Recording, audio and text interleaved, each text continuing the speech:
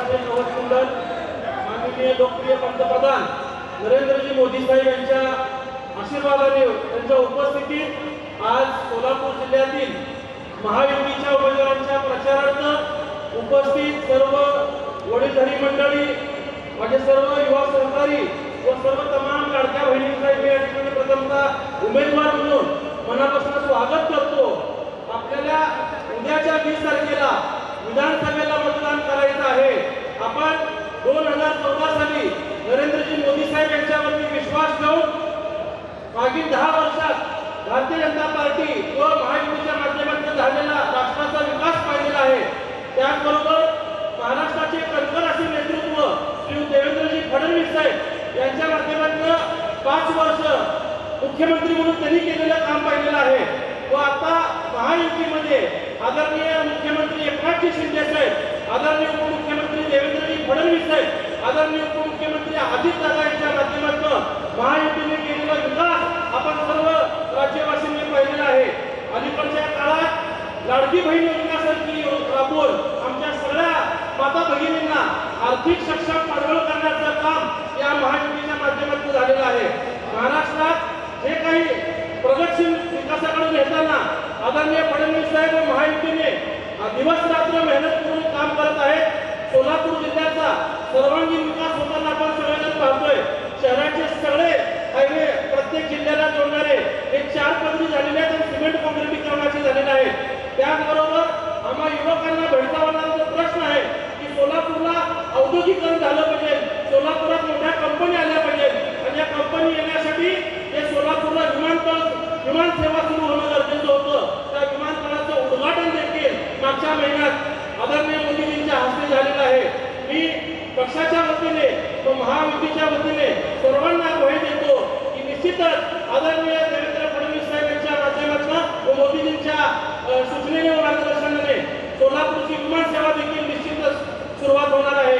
काही वर्षापूर्वी मागील वर्षी काँग्रेसच्या लोकप्रतिनिधींनी चॅलेंज दिलं होतं की 1 वर्षाच्या आत सोलापूरचं विमानतळ सुरू होऊ शकत नाही, परंतु जिथं चॅलेंज असतं तिथं नरेंद्रजी मोदी साहेब असतात, जिथं चॅलेंज असतं तिथं देवेंद्रजी फडणवीस साहेब असते।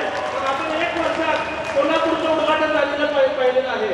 सोलापूर शहराच्या बाबतीत बोलायचं झालं तर सोलापूर शहराला पाण्याचा दिवस म्हणून एक शाप आहे, तो शाप सुद्धा मिटवण्याचं काम आदरणीय फडणवीस साहेब करतायत। आज उजनी ते सोलापूर दुहेरी पाईपलाईनचं काम जवळपास 99% पूर्ण झालेलं आहे। ज्यावेळी हे काम पुढच्या महिन्यात 2 महिन्यात पूर्ण होईल, मला निश्चितच खात्री आहे की सोलापूर शहराला किमान 1 दिवस पाणी आणि नंतरच्या 5-6 महिन्याच्या कालावधीत ज्यावेळी पूर्ण मशिनरी आणि प्लांट सुरू होईल त्यावेळी सोलापूर शहराला रोज पाणी उपलब्ध होणार आहे। आजपर्यंत भारतीय जनता पार्टीने सोलापूरच्या विकासासाठी निश्चितच एक पाऊल पुढे ठेवून एक प्रयत्न केलेला आहे। मी विशेषतः देवेंद्रजी फडणवीस साहेब यांचे आभार मानतो की त्यांनी माझ्यासारख्या नवयुवकाचं पालकत्व स्वीकारलं आणि मला आशीर्वाद दिला की तू काम कर पक्षासोबत, तुझ्या पाठीशी भारतीय जनता पार्टी भक्कमपणे उभं राहील। जर माझा पक्ष माझ्यासारख्या नवयुवकाच्या पाठीशी भक्कमपणे उभा राहील तर मी तुम्हाला माहिती देतो की मी अधिकारातून आपल्या सोलापूर शहराच्या विकासासाठी निश्चितच एक पाऊल पुढे राहून आपल्या शहराचा विकास करण्यासाठी प्रयत्न करेल। शहर मध्य विधानसभा मतदारसंघात धारकांचे प्रश्न वेगळे, त्यांच्यासाठी निश्चितच एक मोठा पॅकेज कशा पद्धतीने उपलब्ध करून घेता येईल यासाठी देखील मी निश्चित प्रयत्न करणार आहे।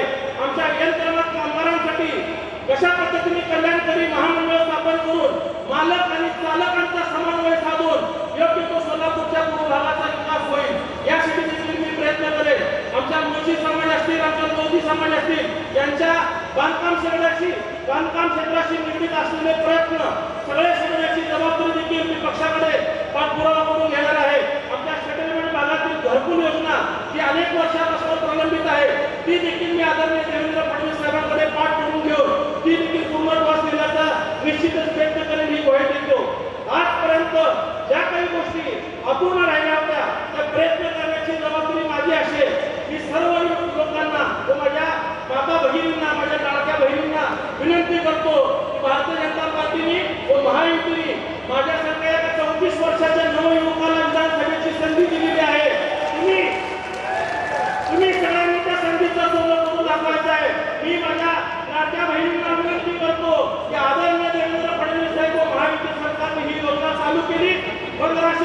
लाडकी योजना सरकार आल्यानंतर 2100 रुपये होणार आहे. तर याच काँग्रेसच्या लोकप्रतिनिधींनी या 1500 रुपयाला लाच म्हणून आपल्यावरती आरोप केला होता. आपण आता ठरवायचंय की त्यांनी भाऊबीजीच्या ओवाळणीला लाच म्हणले त्यांच्या पाठीशी राहायचं का जे आपल्या बहिणीचं रक्षण करतो, बहिणीचा आदर करतो अशा देवेंद्र फडणवीस साहेबांसोबत राहायचं. मी एक गोष्ट शहर मध्यमधील सर्व लोकांना आवर्जून सांगतो की आपल्याकडे एमआयएम सारखा एक विषारी पक्ष उभा आहे. आपल्या सगळ्यांना निश्चितच येणाऱ्या काळात सजग राहायचं आहे. आपण कुठल्या उमेदवाराच्या विरोधात नाही, पण आपण कधी एमआयएमचं समर्थन करू शकत नाही. महाराष्ट्राच्या आराध्य दैवत असलेल्या छत्रपती शिवाजी महाराज, छत्रपती संभाजी महाराज या महापुरुषांच्या या देवतांच्या नावाने ज्यावेळेस औरंगाबादचं नामकरण धर्मवीर छत्रपती संभाजीनगर झालं त्यावेळी सगळ्यात पहिला कोणी विरोध केला असेल तर एमआयएमने केलेला आहे. त्यामुळे अशा महाराष्ट्र द्रोही पक्षाला आपण थारा द्यायचं नाही एवढं वचन मी तुमच्या सगळ्यांना मागतो. मला आपण वचन द्या, आपण सगळेजण भारतीय जनता पार्टी महायुतीच्या प्रत्येक उमेदवाराला निवडून आणण्याची जबाबदारी घ्यायची आहे. आदरणीय मोदीजींनी सांगितलंय एक है तो सेफ है. आदरणीय मोदीजींनी सांगितलंय बटेंगे तो कटेंगे. त्यामुळे दाखल व्हायचं नाही, मतविभाजन होऊ द्यायचं नाही. सजग राहून महायुतीच्या उमेदवाराला जिथं कमळ असेल तिथं कमळ, जिथं घड्याळ असेल तिथं घड्याळ, जिथं धनुष्यबाण